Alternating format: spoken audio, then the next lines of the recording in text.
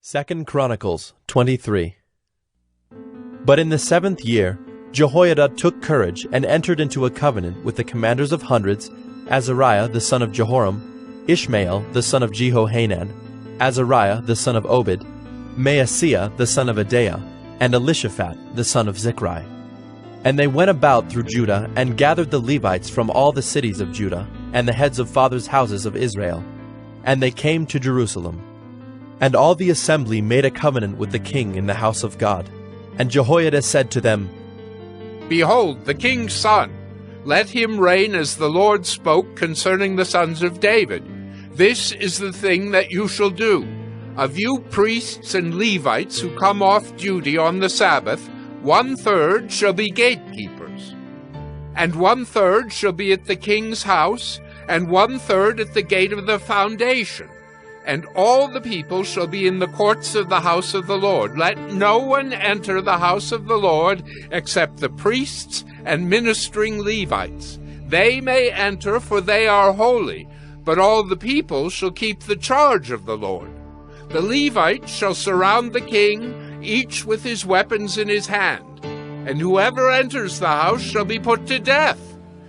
Be with the king when he comes in and when he goes out. The Levites and all Judah did according to all that Jehoiada the priest commanded, and they each brought his men who were to go off duty on the Sabbath, with those who were to come on duty on the Sabbath, for Jehoiada the priest did not dismiss the divisions. And Jehoiada the priest gave to the captains the spears and the large and small shields that had been King David's, which were in the house of God. And he set all the people as a guard for the king, every man with his weapon in his hand, from the south side of the house to the north side of the house, around the altar and the house. Then they brought out the king's son, and put the crown on him, and gave him the testimony. And they proclaimed him king, and Jehoiada and his sons anointed him, and they said, Long live the king! And when Athaliah heard the noise of the people running and praising the king, she went into the house of the Lord to the people. And when she looked, there was the king standing by his pillar at the entrance, and the captains and the trumpeters beside the king, and all the people of the land rejoicing and blowing trumpets, and the singers with their musical instruments leading in the celebration. And Athaliah tore her clothes and cried, Treason! Treason! Then Jehoiada the priest brought out the captains who were set over the army, saying to them, Bring her out between the ranks, and anyone who follows her is to be put to death with the sword. For the priest said, Do not put her to death in the house of the Lord. So they laid hands on her, and she went into the entrance of the horse gate of the king's house, and they put her to death there.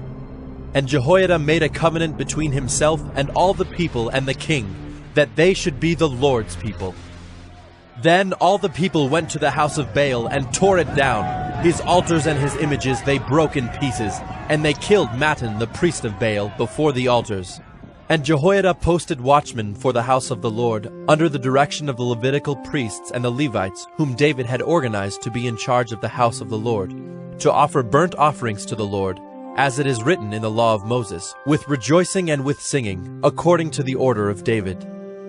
He stationed the gatekeepers at the gates of the house of the Lord, so that no one should enter who was in any way unclean.